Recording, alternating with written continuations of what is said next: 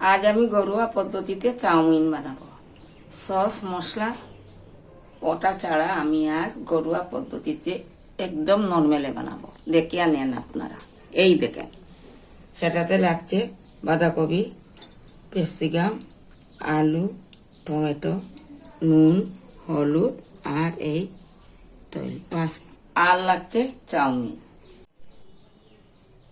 দিয়ে দিলাম আলু।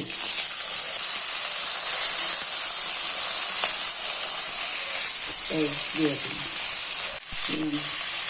দিয়ে দিলাম হলুদ। এইবার হয়ে গেছে, নামিয়ে নিলাম।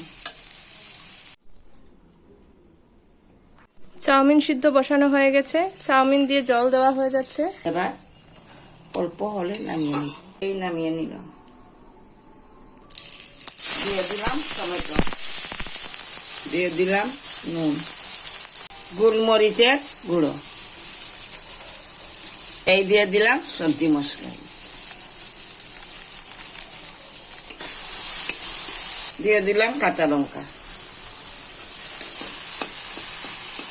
দিলাম চাউমিন,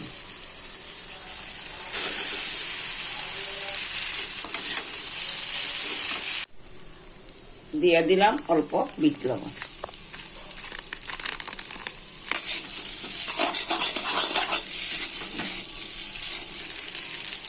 হয়ে গেছে, এবার পরিবেশন করব আপনাদের সামনে।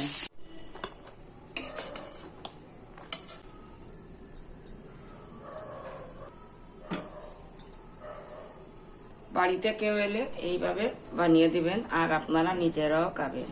শীতের দিন এসেছে, ভালো ভালো সবজি পাবেন, আত্মীয় স্বজন আসবে, তাই আপনারা তাড়াতাড়িও অল্প সময়ে সেটা বানিয়ে নিতে পারেন। দেখুন এইভাবে।